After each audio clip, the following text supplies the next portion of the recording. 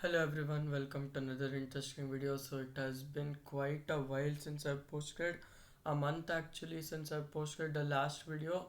So yeah, so now today's video is about, as I've said in my previous video, it is about something which is really unheard of in the channel, which is really good topics. I'm not gonna go too much in detail, and so let's start the first one right away. So the first one is, what is ECAM in Airbus aircrafts? So we're going to understand the full form of it, how it works, um, about the sensors which is connected to it, the types in the ECAM, and the aircrafts which they're equipped on. So now let's start with the full form of ECAM. ECAM stands for Electronic Centralized Aircraft Monitoring, which basically translate to an electronic system which monitors the aircraft systems and also tells the pilots on everything the aircraft is doing. So this is just a brief thing, and now we're going to talk about how exactly it works in detail. As I've said, it's electronic centralized, which means it is fully electronic. So what it does, it is monitoring everything the aircraft is doing, and this is present only in Airbus aircraft. So this is one special feature of Airbus planes. So the ECAM monitors critical things like engines, flaps, fuel pressure, hydraulics, and critical systems like oxygen, etc., etc. So now we have discussed this one. So now let's talk about the other things what the ECAM does.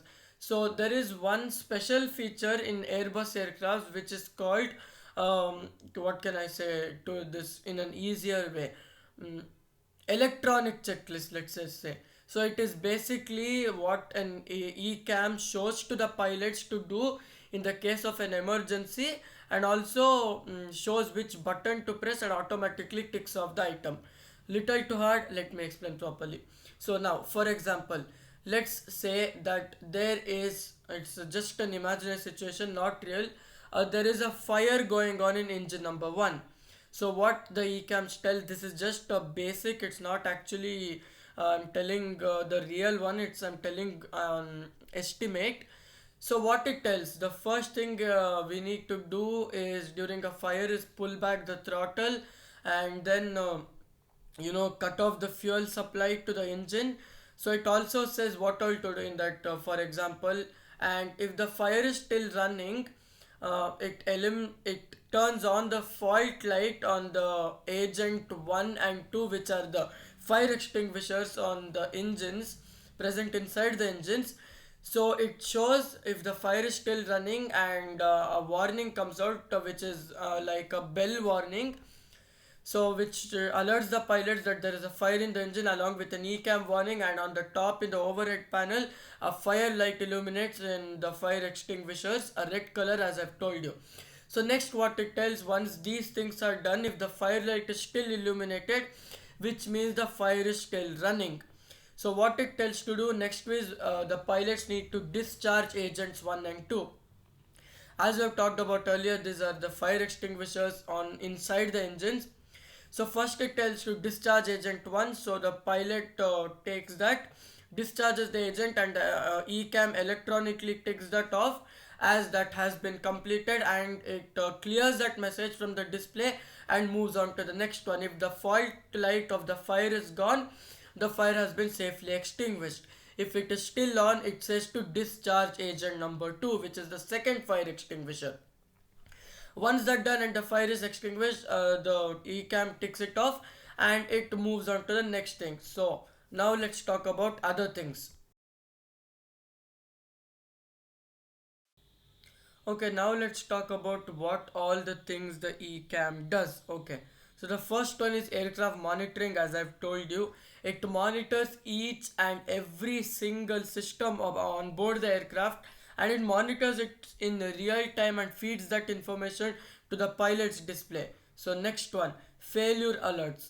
So if there is some failure on board the aircraft, like as I've said, an engine failure or a hydraulic failure or whatever it is, it alerts the crew to that. Next one, corrective procedures. As I've told you, it electronically shows what all has to be done, unlike in a paper checklist where the pilot has to check and once that thing has been completed, which means once that procedure has been completed, they need to tick it off by pen, so that saves them valuable time and also reduces the load. Now I'm going to tell you how it reduces the time and reduces the workload for the pilots. So let's come back to our original scenario, the fire in the left engine. So in a fire in an engine, every second matters, and as a pilot, you would rather just see at a screen and do what it is telling than flip a page to the engine fire checklist and then reading that, then pushing the button and checking whether it's still on and then ticking it. That literally takes at least 30 to 45 seconds or max or at minimum 20 seconds. So those valuable 20 seconds can be used in extinguishing the blaze and can be used to return the aircraft to level flight. Next one, it also shows graphical diagrams of how each and every system works, like a quick understanding. For example, let's take the two engines on board an aircraft, Airbus aircraft, a two-engine Airbus aircraft like the A320. In the ECAM, it shows two engines, which is 1 and 2, which are numbered, and it shows N1, N2, the fuel consumption, oil temperature, etc. in real time, and it also makes a diagram of the engine, which is like a semicircle, and it shows the N1, N2 like digital needle. So that is how it works. Next one, it is, as I've said, it is a paperless cockpit checklist, which means the system automatically detects what the pilot is doing when the anomaly is done, and it once that thing is done, the anomaly has been completed, it ticks the item, clears that message, and moves on to the next one. So now these are the what the ECAM does. Now this is the most important part, on what all aircraft they are used. Now you may think every Airbus aircraft had an ECAM. Well, you are wrong, because let me give you a light brief history about the aircraft which kicked off Airbus, which means which started Airbus, which kicked it off the ground and got it to the big manufacturer where it is today, which is the Airbus A300, the legendary aircraft which I love very much. So that aircraft got Airbus the reputation which we have, which it has today. So that aircraft had fully analog cockpit, like no digital cockpit, nothing, anything like that. So as I've said, ECAM is present in a digital cockpit, so automatically in an analog cockpit like the A300, it did not have an ECAM. Next, coming to the A310, so this was kind of like a wide body but for the mid range travel. So this one had actually digital displays and gauges, and also eliminated the need for a flight engineer, which was required on the A300. But as I've told you, it was not fully digital, it had some analog gauges, and it did not have an ECAM. Now coming to the most popular Airbus family, which is the Airbus A320 family, which basically starts from the Airbus A318, the baby bus, till the Airbus A321. Now all of these aircrafts are very digitalized with digital gauges, highly advanced fly-by-wire systems. So these all have ECAM in them. Now let's come to the A330, which is a wide-body aircraft along with its twin, the A340. The way I referred it to as twin because it shares the same cockpit layout, the design. Only thing, the A340 is bigger with more range and two extra engines and other more specifications, which I won't go too much in detail, but they look alike. So now the A330 and A340 also had digital gauges, fully digital with fly-by-wire integrated system, so it obviously had ECAM. So now the A350, Airbus most advanced aircraft. Now this has an ECAM to a whole new level. It is like next level great. So now I'm going to explain the A350's ECAM. Let me The A350 uses the latest generation ECAM with advanced graphics, which means there are a few new systems on the A350 which the A3, most of the Airbus aircraft which doesn't have. I'm not gonna go too much in detail, and those systems require continuous monitoring as well. So that is where the advanced ECAM with advanced graphics come into play. Next, the A380, the most biggest aircraft Airbus has ever built, the world's largest passenger aircraft. So it is obviously highly advanced. So it has got very good fly-by-wire systems, and also it has digital cockpit. So obviously it has an ECAM. Now next, there is one military transport aircraft which is called the A400M. So that also has a digital cockpit and fly-by-wire systems. So it is used for military operations.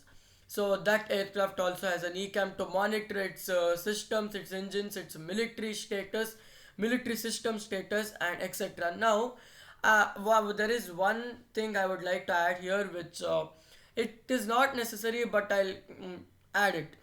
There are two aircrafts which Airbus has built for cargo transport, which is the Airbus A300 600 ST, the Beluga, and the Beluga XL. So these are the legendary Airbus Beluga series planes, which is based on the Beluga whale. So it has a design similar to that. So the A300 600 ST, which was an upgrade from the original A300, which was first manufactured by Airbus. So the 600 ST obviously had eCam because of its advanced digital displays and fly-by-wire systems, and now the newer Beluga XL. So now this one is based on the Airbus A330 platform, so that also has an eCam. So these two transport aircrafts, like the Beluga XL is based on the A330 200 platform. So obviously I've discussed the A330 has eCam with digital displays and fly-by-wire. So these aircraft also have it. So now if you learned about eCam, liked the video, and you got to know something you did not know or enhanced your knowledge, consider liking, sharing, subscribing, and commenting. So I also forgot to mention, we hit 269 subscribers, and now I'm going to show you that thing in real time. That is what I was actually preparing from my phone for the couple of minutes. So now I'm going to take it on. View channel.